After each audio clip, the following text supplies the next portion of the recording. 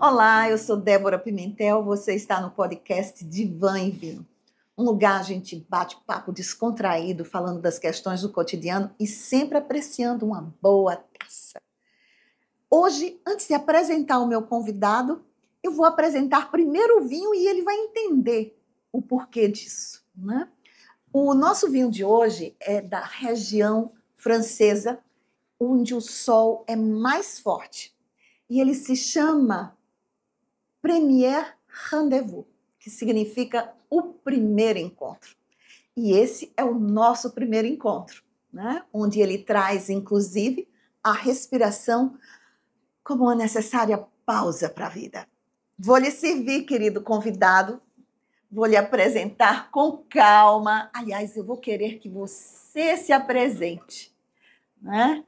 George é um mito nas redes sociais, né, de uma desenvoltura fantástica, trazendo sempre informações incríveis para o cotidiano, para que as pessoas saibam como lidar com os pequenos problemas respiratórios, principalmente.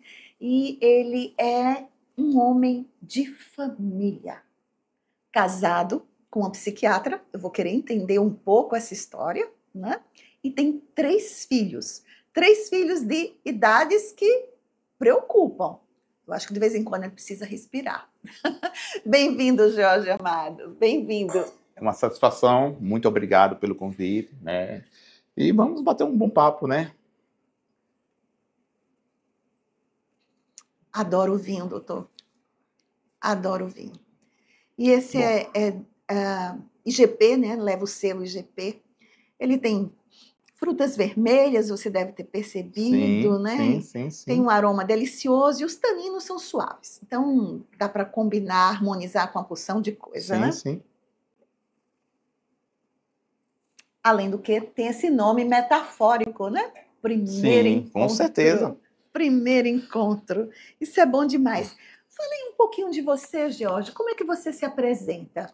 Bom, quem é George Amado? Então, George Amado é um aracajuano, né, com muito orgulho, que vivi sempre aqui, exceto na época da residência, né? Então fiz meu curso escolar aqui, a faculdade na Federal, né? E saí pela primeira vez para fazer residência médica, né? Foi quando eu caí de paraquedas na Grande São Paulo, na capital. E lá eu fiquei mais ou menos uns 5 anos e meio a 6 anos, né, me especializando em doenças do aparelho respiratório, em pneumologia. E voltei, né, porque a minha intenção realmente era, eu amo Aracaju e nunca tive a pretensão de sair daqui, e não tenho pretensão de sair daqui. Então sempre realmente fui com a intenção de voltar, e voltei e estou aqui. Eu voltei em 2004. Então, já tenho aí 21 anos de exercício da pneumologia aqui, me dedicando exclusivamente ao consultório, né? Então, o George Amado é um pai de 3 filhos, um esposo e um médico apaixonado pela medicina, né? Muito apaixonado pela medicina respiratória, principalmente. Fato que às vezes gera algumas discussões lá em casa com minha esposa e tal, né? Porque às vezes eu exagero um pouquinho no consultório, em termos de tempo e tal. Mas o que eu venho trabalhando é essa questão de ajustar melhor. Então, o George é isso. É um médico apaixonado pela medicina, mas que, além de médico, é pai, esposo e, bom, e um sergipano. Antes de tudo, sergipano, né? Isso. Então, George é um pneumologista hoje referência nacional. Guarda isso aí, isso é importante. Agora, eu estou curiosa para saber, né, como é que ele cuida da saúde mental dele. Até porque ele tem uma psiquiatra dentro de casa. Santo de casa faz milagre? Faz milagre, sim, e é exigente, né, nesse meu cuidado com a saúde mental. Então, na verdade, como eu falei, eu exerço a medicina intensamente, né? É a minha grande paixão. Você graduou aonde? Aqui na Universidade Federal de Sergipe. E aí eu saí para fazer residência. Eu fiz residência no Hospital do Servidor Público Estadual de São Paulo, clínica médica e pneumologia. E depois eu fui para a Escola Paulista de Medicina, onde eu fiz a parte de cessação do tabagismo. E aí pronto, depois eu voltei. E com relação à saúde mental, eu tento. Primeiro que eu faço terapia, psicoterapia, né? Atualmente estou fazendo quinzenalmente, eu já faço há mais ou menos uns 8 a 10 anos. Que bom, fico feliz de ouvir que tem um médico que se cuida. E da psicanálise. Ótimo. Eu faço a linha psicanalítica, né? Isso me ajuda muito, me ajudou muito em várias questões, né? Em todo esse meu processo de vida aí, desde que eu voltei para Aracaju. E tento manter também a questão da atividade física, né? Apesar do tempo, né, de um tempo muito grande dedicado à medicina, mas eu tenho que pensar no George indivíduo, né? George que tem que se cuidar, não só física, mas como mentalmente. E aí, a atividade física eu tento manter umas 3 a 4 vezes por semana, né? Música, leitura, enfim. Mas sempre me monitorizando, porque eu tenho uma tendência a, se eu soltar, perdurar mais no trabalho, na questão da medicina. Tem um foco lá, né? Um hiperfoco com o trabalho. Infelizmente.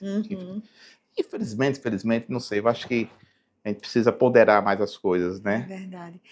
Jorge, você é tão jovem, você foi meu aluno, tem quanto tempo de graduado? Então, eu me formei em 1999. Eu não sou tão jovem. É um menino. Mas eu ainda não tinha chegado na Universidade Federal de Sergipe. Então, eu me formei em 99, entrei em 93, me formei em 99, depois fui para residência. E já fui emendando. Na realidade, eu tenho 20 anos que eu estou dentro da universidade, né? E eu não imaginei que você está ótimo, viu? Não aparenta ter 20 anos de graduado, não. Muito obrigado, muito obrigado. Tá com quantos anos, então? Eu tô com 50 anos. Um menino. E um menino, como vocês veem, apaixonado pela vida. E isso é muito importante. E que está exercitando o autocuidado, né? Eu acho que isso é algo que a gente deve praticar e é algo que a gente tem que aconselhar também os nossos pacientes, né? Claro. Porque atividade física é saúde mental, uma boa alimentação é saúde mental. Eu tenho até um jargãozinho, né? Que saúde mental começa no prato. Sim. Né? E eu fico imaginando que você também deva apelar para esse tipo de orientação lá dentro do seu consultório.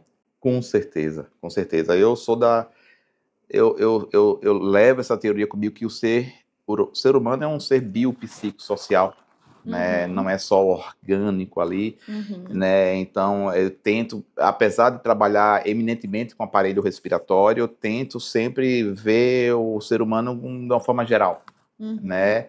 E essas orientações são fundamentais, né, para o sucesso do tratamento pneumológico, né? Não é só o uso de medicamento, por exemplo, tratar uma asma, né? A gente sabe que a alimentação saudável influencia, a alimentação não inflamatória, prática de atividade física regular, manutenção de um peso adequado, emocionalmente, a própria ansiedade, a própria ansiedade. Então, claro que essas orientações a gente tem que levar, né, para o paciente, não é só medicamento, né? Eu acho que essa personalização do tratamento é muito importante e essas orientações não medicamentosas, né, são tão importantes até que o próprio medicamento, às vezes até mais importante. E essa conexão com o paciente também, né? Eu tenho um sujeito, meu guru, por acaso o fundador da psicanálise, Dr. Freud, que ele dizia assim que o melhor remédio para o sujeito são algumas poucas e boas palavras do seu médico. Ele estava se referindo ao médico. Freud, antes de tudo, era médico, neurologista, né? Então, eu imagino que essa força da palavra do médico frente à demanda do paciente é que vai fazer a diferença não só nessa conexão, como também na adesão ao tratamento, né? Sim. Isso é muito importante. Isso é muito importante. E hoje em dia, com as mídias sociais, com o WhatsApp, né, então a gente cria um vínculo maior com o paciente, né, no pós-consulta. Então, o contato com o paciente não se limita só à consulta, né? O pós-consulta é fundamental e é nesse pós-consulta que a gente faz o follow-up, né? O segmento, ver como é que está e vai reforçando essas orientações, né? Então, todo paciente meu, por exemplo, já aproveitando esse tema, eu programo, assim que ele sai do consultório, eu programo algumas mensagens que ele vai receber do meu WhatsApp, né? Saber como é que está o tratamento, se tem alguma dúvida e tal, porque isso é importante para mim, para eu formatar e personalizar o tratamento de cada paciente, e eu acho que para o paciente também é muito importante, né, saber que o médico está ali disponível, qualquer informação, qualquer piora do quadro, qualquer dúvida, tem um canal direto comigo. Então, eu acho que a medicina, nesse sentido, tem mudado bastante, né, e a gente tem essa ferramenta muito importante, claro que tem que ser usado com, né, um certo cuidado, isso, né, porque senão você acaba também virando escravo, né, de ficar só respondendo mensagem de paciente. Então, eu acho que dá para trabalhar com parcimônia, com cuidado, mas a gente consegue sim fazer esse segmento. E essas orientações são sempre importantes, né, está reforçando a questão não medicamentosa do tratamento. E, Jorge, eu estou tão feliz porque eu estou entendendo que existe uma identidade gigante entre o que você faz e eu faço. Porque eu também dou o meu WhatsApp para o meu paciente. Meu paciente se sente livre para entrar em contato, ser orientado. Sim. Isso é importante Sim. Demais, demais, né? E eu também faço algo que você faz, que é esse check-in semanal. Sim. Esse check-in semanal eu acho que é mágico. Né? Porque aí você sabe exatamente como é que está a adesão do paciente ao tratamento. Isso. Né? Isso é muito importante. Que bom. Eu estou adorando. Coisa boa. Depois que comecei a adotar essa metodologia, né, de segmento, isso já tem alguns anos, eu notei que o resultado final do tratamento é outro. Né? Por exemplo, quando o paciente volta no retorno da consulta, por eu ter tido contato com ele com frequência, eu praticamente já sei qual é a situação do retorno, entendeu? Se ele teve alguma exacerbação, alguma crise, se precisou usar algum antibiótico, se foi alguma emergência ou não, tal. Então, assim, é extremamente importante, né? Dá um pouquinho mais de trabalho, claro, né? Mas, assim, eu acho que para o paciente é espetacular e para o médico também, porque a gente formata melhor o tratamento. É a medicina individualizada, né? E o paciente se sente mais assistido. Sim, com certeza. Muito mais, com né? certeza. Ele sabe que está atravessando aquela situação, não está sozinho. Sim. Tem alguém que está segurando a mão dele. Sim. Isso é muito bom. Sim. Então, gente, vocês já perceberam porque é que eu escolhi um rendezvous, um Premier Rendezvous. Né? O nosso convidado é uma pessoa leve, jovial, focado, e isso é importante, né? E que o sabor permanece. Ele vai mais longe, os taninos são firmes e vai mais longe. Vamos brindar, Jorge. Adorei.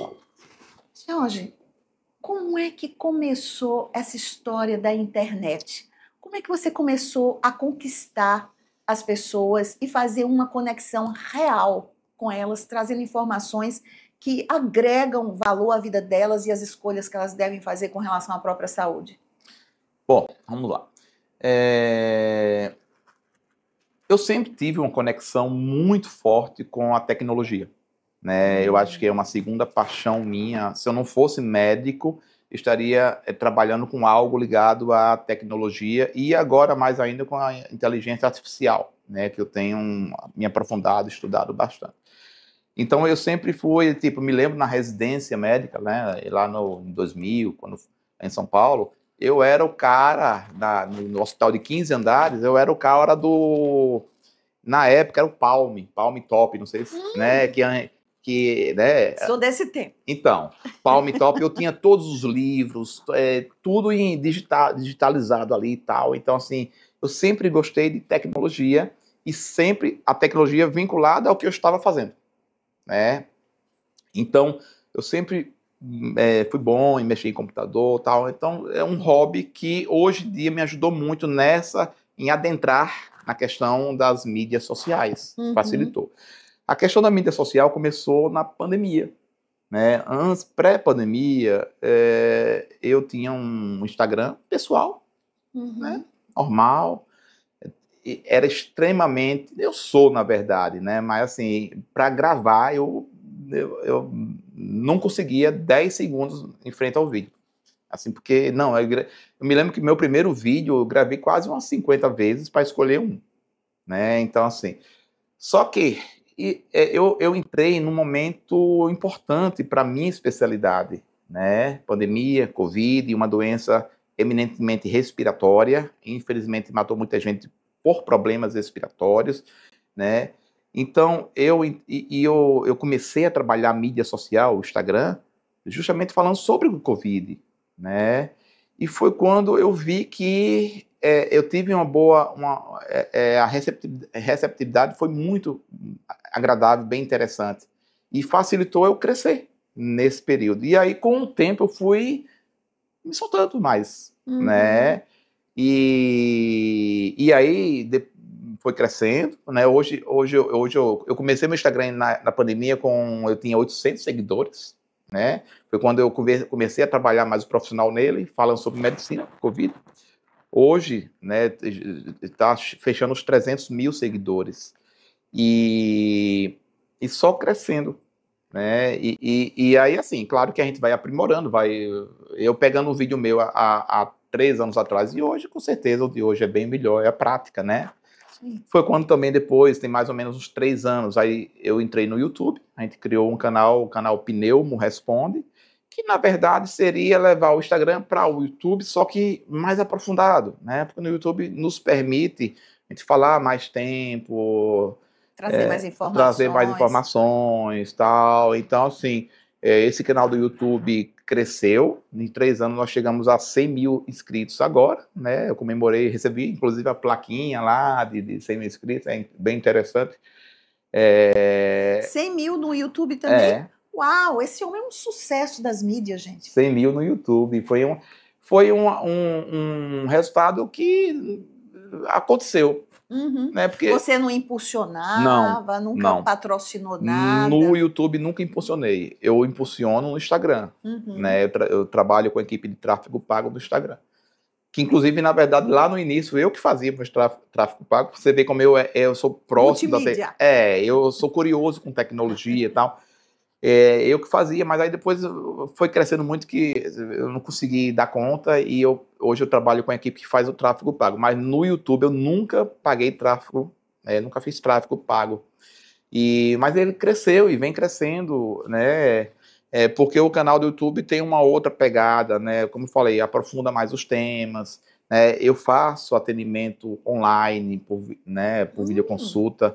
Brasil inteiro? Brasil inteiro. Hoje, 50% do meu consultório é online.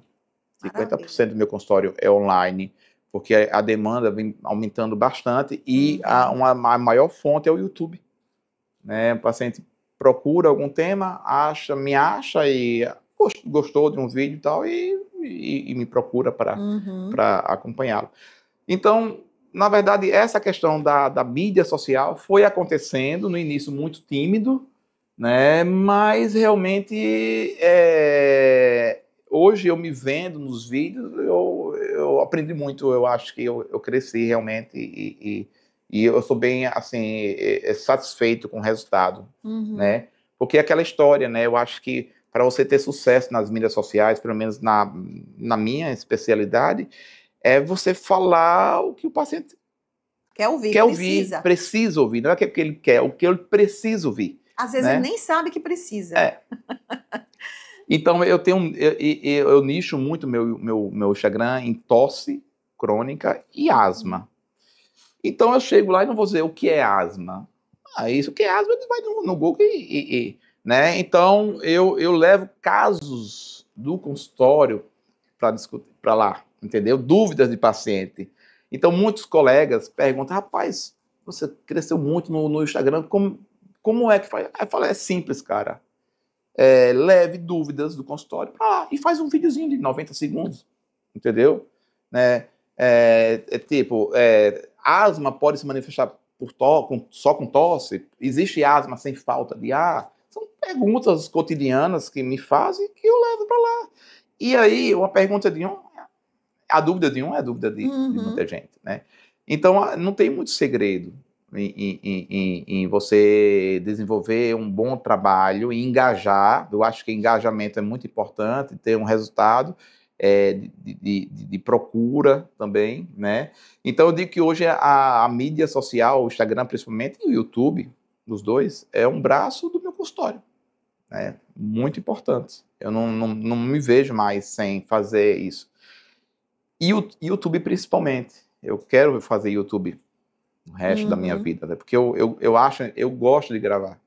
Eu tô aqui ansioso, mas assim, eu sozinho com a câmera lá, tal, eu gravo de boa, pego um tema, bato um papo ali, mando para a equipe fazer a edição certinho, tal, e tem dado muito certo.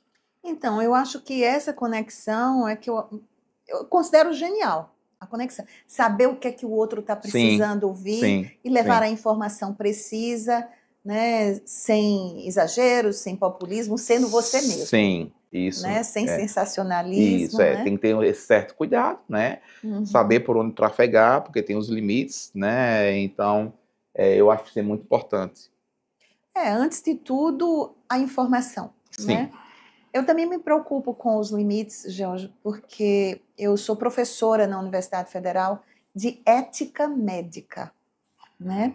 E o que a gente mais vê é dúvida de aluno sobre como se posicionar num futuro próximo, após o CRM, diante das mídias sociais, né? Porque tem determinadas especialidades que abusam. Sim. Né? Infelizmente. Então, quando a gente vai, por exemplo, para a parte estética, eu acho que existe um certo exagero, né? Sim. Então, qual é o limite? O limite, às vezes, é tênue. Né? Inclusive, com as novas regras do Conselho de Medicina, a regulamentação aí da publicidade, que tinha aspectos que você não podia fazer. Então, você não podia repostar um elogio que um paciente seu fazia a você. Hoje pode. Você não podia colocar um antes e um depois. Isso. Hoje pode, né? Eu acho que eles abriram mais. Abriram, até porque havia uma espécie de concorrência meio desleal com outras categorias da área de saúde. Sim. Né? Sim. Então, biomédicos... os odontos que fazem a parte de harmonização, né? Por exemplo. Também. E todos eles tinham uma certa liberdade que o Conselho Federal de Medicina não nos dava, né? Isso. Então, eu acho que essa quebra dessa rigidez também era importante. Uma evolução natural, né? Eu acho a evolução natural. Menino, quando você chegou, a coisa que mais me chamou a atenção foi esse seu lindo broche na lapela, né? Me conte a história desse broche, porque esse broche eu nunca vi em canto nenhum. Eu vou falar a verdade. Fale a verdade. Mandou fazer? Não, achei no Mercado Livre. Por R$3. R$3? Uau! O frete foi mais caro do que o broche. Os pacientes amam esse broche. Eu também, né? Tô apaixonada. E assim, acham que tem uma história por trás. Eu imaginei. Europa, tal. Mas eu tô sendo bem sincero, né? Não adianta se esconder. Ou seja, você sabe buscar tesouros. Pois é um caça-tesouro. Pois é. Isso é bacana, é um explorador. Então eu mandei pegar uns 3 exemplares assim, e uso. E eu acho muito, muito legal. E eu acho que você já pode presentear os amigos pneumologistas que vão se sentir honradíssimos. Né? Achei show de bola, genial, criativo. Fiquei encantada. Muito obrigado. O meu genro, né, Humberto Luiz Macedo, ele é da área de finanças. Né? E aí, às vezes, ele diz assim, sogrinha, é muito querido, viu? Ele me chama de sogrinha. E eu também o amo.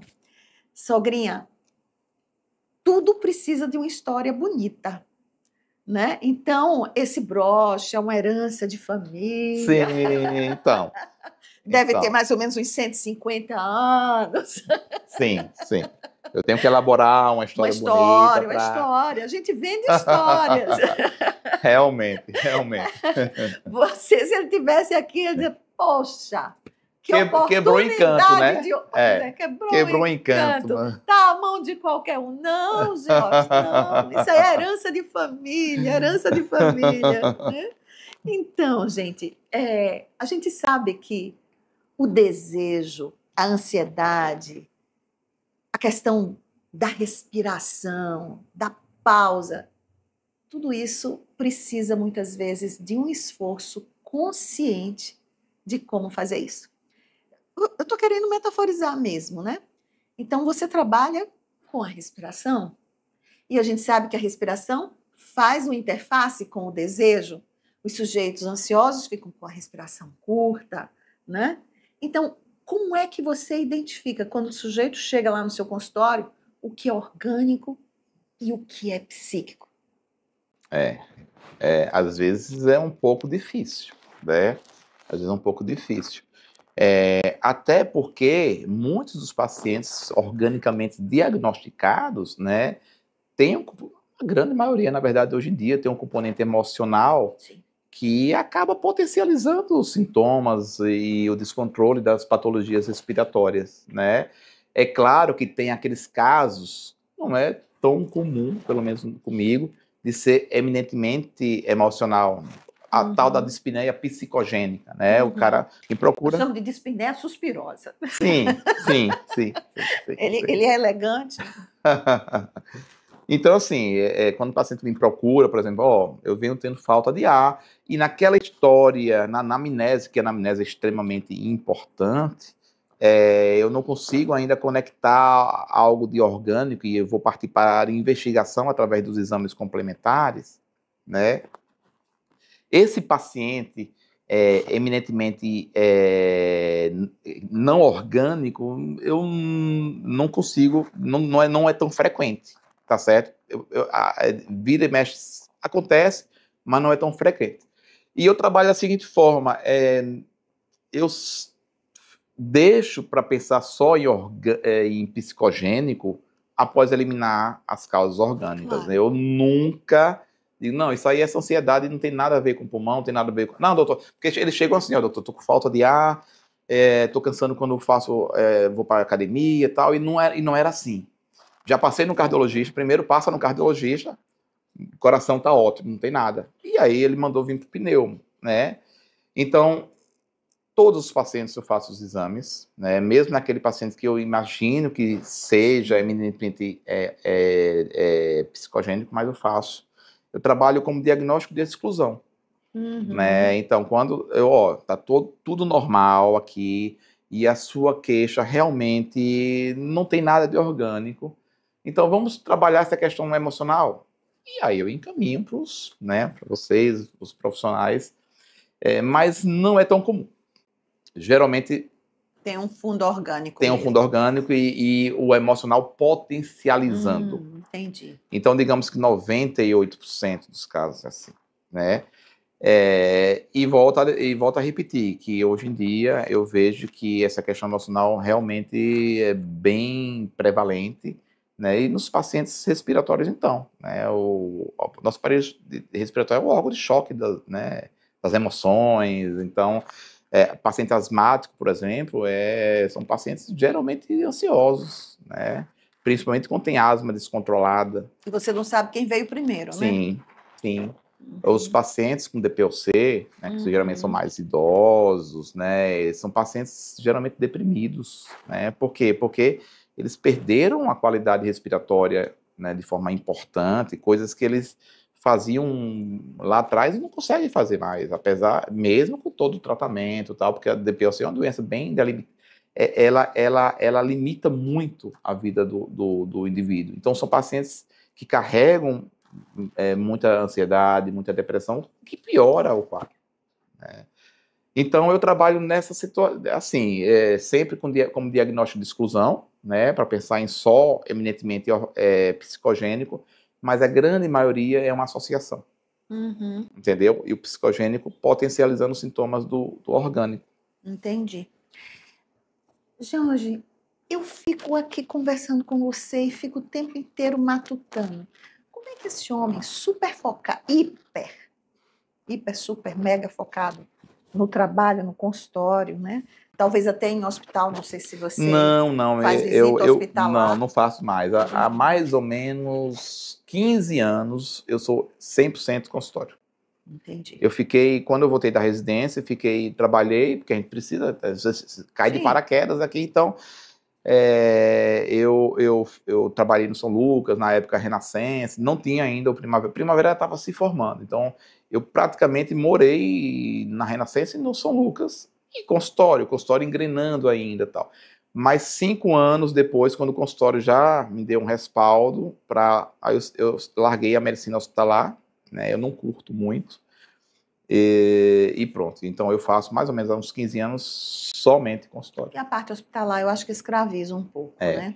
É. Sim, então eu dizia, como é que este homem, hiperconectado na internet, focado no consultório, atento às demandas dos seus pacientes, 3 filhos, uma esposa que é psiquiatra e é exigente, amante, amiga. Sim. Como é que ele diz não a essas demandas que surgem no cotidiano? Você sabe dizer não? Ok, a psicanálise pode até estar lhe ajudando, mas eu queria uma resposta mais direta. Você sabe dizer não, Jorge? Porque dizer não é muito importante para a nossa sobrevida, né? Com qualidade. Eu tenho aprendido, né? Vou dar um exemplo prático. Pedidos de encaixe no consultório, né? Às vezes a gente está com a agenda, graças a Deus. Deixa eu lhe servir um pouco mais. Opa! Nosso primeiro encontro. É isso aí. Muito obrigado. Então, eu vou trazer para exemplificar, eu acho que fica mais fácil, né? Eu sou um pouco pragmático, né? Eu sou meio pragmático meu raciocínio é meio 1 mais 1 igual a 2. Apesar de trabalhar na... Mas não tem toque, não, né? Não. Mas assim, exemplificando, pedidos de encaixe no consultório, né? O que acontecia há um certo tempo atrás? Eu aceitava. O colega, George, cara, meu irmão tá precisando tal, e aí era difícil dizer não. Peça para ele vir hoje à noite, após um dos pacientes. O que acontecia? Eu chegava em casa 10 da noite, 10 e meia da noite, no consultório, por não dizer não, né, a esse pedido, né? E isso me adoeceu um pouco, trouxe algumas discussõezinhas em casa, e ela com razão, né? E foi quando eu comecei a trabalhar isso em terapia, né? Na questão profissional, principalmente, a dizer não. E hoje, não tem como encaixar. Procure esse outro colega. Então, hoje eu não encaixo mais, né? Respeitando os seus limites, sim, né? Sim. E isso me deu uma qualidade de vida tremenda, assim, porque eu sei praticamente o horário que eu chego em casa, no consultório, né? Não sobrecarrega o sistema, né? A nossa agenda e tal. Então, eu aprendi sim. Mas assim, foi difícil. E eu passei um bom tempo sem saber dizer não nessa questão profissional. E eu tenho aqui também uma máxima que diz que viver bem é uma escolha, né? Inclusive, eu queria lhe presentear com essa minha pulseirinha gatilho. Leia aqui, por favor. Viver bem é minha escolha. Use. Eu uso, não tiro nem para o banho. Legal. Porque todas as vezes que eu estou sem fôlego, fazendo uma metáfora com a sua atividade, eu digo, opa, eu preciso viver bem. É minha escolha. Eu tenho que sobreviver a isso. Isso mesmo. Eu tenho que ir muito mais além. Inclusive porque eu sou avó. Amanhã é o dia dos avós, hein? Eu sou avó. Parabéns. Ai, mas eu tô apaixonada, rapaz. É demais. Tem 4 anos, são gêmeos, é um casal. A sensação é diferente de ser mãe? Total. Eu já ouvi alguém comentando sobre isso e eu não entendi por quê. Nem eu entendo por quê. Não tem explicação. Talvez porque seja um amor em que eu não sou cobrada da condição de mãe. Entendi. Mas eu tô ali, dando suporte total para o que deve e é. Mas tem uma outra pessoa, né, que assume. E gêmeos é dose dupla. Com certeza. É dose dupla. Então, viver bem em É, nome das nossas escolhas, em sim, nome dos nossos pacientes, da nossa família, dos 3 filhos que você tem, né? sim, Então, eu acho, em cima dos ideais, a gente tem sim, que sempre fazer isso. A vida é feita de escolhas. sim. Não tem como, né? É, Então, a gente pode escolher viver mal ou escolher viver bem, é, né? é. Então, a gente precisa ter fôlego. E fôlego para dizer não, inclusive. Eu aprendi no tapa, né? Do tapa, mas hoje, graças a Deus, e com a terapia, realmente eu trabalhei isso, Ajuda. Eu ajuda acho que muito. todo mundo deveria fazer terapia. Psicanálise, em especial, você fez uma boa escolha. Psicanálise deveria ser obrigatório. Sim, E o sim, mundo seria sim, muito mais suave, sim, muito mais feliz. sim, sim. Jorge, infelizmente o nosso tempo foi embora. Eu estou aqui Nossa, já? morrendo de. Pois é, morrendo de pena. E eu queria perguntar a você se você tem algum recadinho especial para o seu paciente, para os seus 300 mil seguidores. O que é que você diz? O que é que você sugere? O que é que você recomenda e orienta para as pessoas que lhe admiram tanto no Brasil inteiro? No Brasil inteiro. Ah, eu acho que, assim, valorizar a vida, né? Viver o presente é muito importante, né? Porque às vezes a gente fica pensando muito no futuro e, por exemplo, acumular finanças, dinheiro, tal, pensando na minha aposentadoria e tal, e às vezes você não sabe se vai chegar lá no futuro, né? Como você Uhum. imagina. Então, acho que viver bem o presente, cuidando da sua saúde, amando, né, as pessoas, curtindo e amando os familiares, tal, porque a vida é um fio, né? Então, amanhã não sei se eu vou estar vivo. Pois Então, é, viver o presente com intensidade e com amor, com tesão. perfeito, perfeito. Gente, eu quero agradecer essa conversa, esse bate-papo de fôlego aqui com o Dr. George, que é amado pelo Brasil inteiro, né? E dizer a vocês que se gostaram do nosso episódio, bote aí o sininho para o próximo capítulo e se inscrevam no nosso canal. Muito obrigada, George. Foi um prazer imenso Idem. receber você aqui. Tintim e viver bem é a Tintim. nossa escolha. Muito obrigado pelo convite, viu? Ah, imagina, estamos juntos.